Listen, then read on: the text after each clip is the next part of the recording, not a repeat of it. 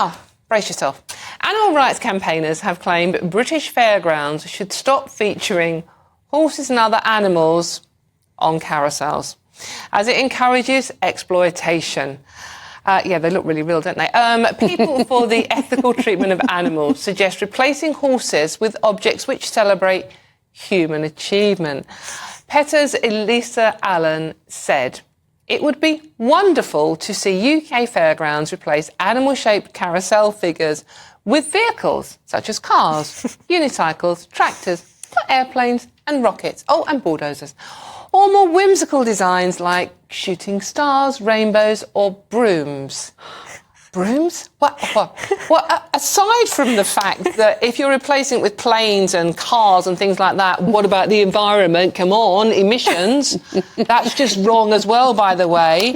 And brooms. I mean, I feel like a witch at the best of times. Sitting on a broom on a carousel is really not going to help, OK? Any case, I'm treating this story really seriously because it is important. So let's see what my panel, Emma and Claire, think about this. Claire. You can treat it seriously, but I'm certainly not going to. Are you going to sit on a broom on a carousel? There's always room in my broom. Because I'm a witch this way. Parked outside. Listen, come on, have you ever heard anything so ridiculous in your life? A kid riding around in a bulldozer in a carousel? There's no harm to these wooden, often plastic, metal horses.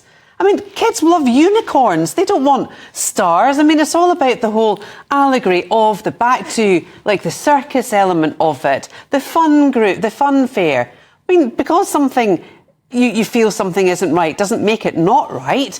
That's not very DEI of that, are they? You might have hit on something here, Claire, because they are actually mentioning fantastical animals like unicorns. So, I mean, look, you could... Did you know that the unicorn is the national animal of Scotland? No. It's on your passport. Oh, actually it is. Yes, it is. It is. I mean, you could just to save money, you could take the wooden horses, just stick an extra bit of wood on. It's a unicorn. Crypto Scottish nationalism. Sort it. Come on. Don't say that. Don't say that, because Humza Useless will be there now thinking it up. It'll all be made into an SNP trope. Yes. So, I mean, you want to go and sit on a tractor maybe instead?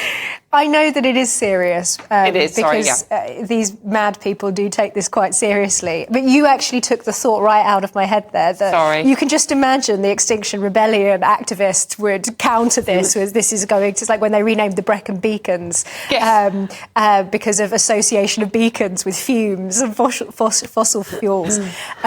You can imagine how they would retaliate with their own madness. But come on, I mean, it's so silly. And PETA are giving a really bad name to people who really do actually care about animal rights.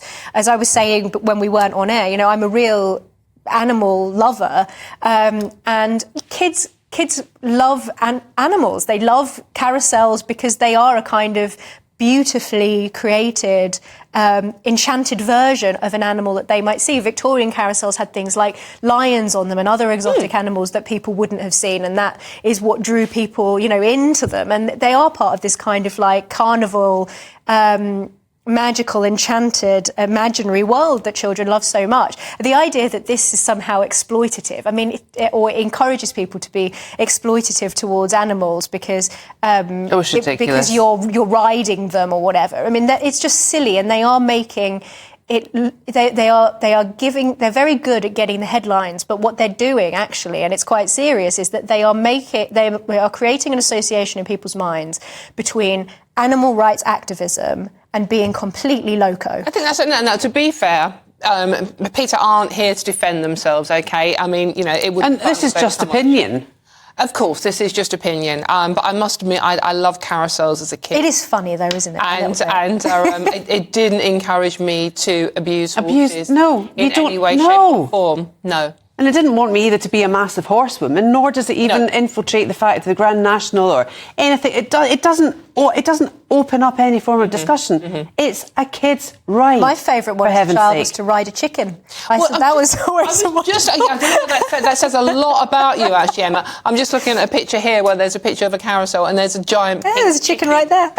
You could just imagine the bulldozer going up and down, can't you, and how ridiculous that would look. Not quite the same. And what about the environment? I'm sorry. They're such fun sponges. I mean, to be fair to them, they are masters at getting people talking about animal rights. So for all the wrong reasons. Well, yeah, but I mean, we are talking about it, and if it makes people think, you know, it makes people like think that, what? Claire. But remember how they did that language guide where they where they suggested replacing things like to kill two birds with one stone with to feed two birds with one scone.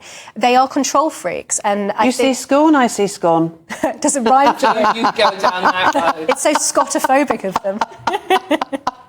We started on the scone debate. And do you do jam first or cream first? Jam or cream first?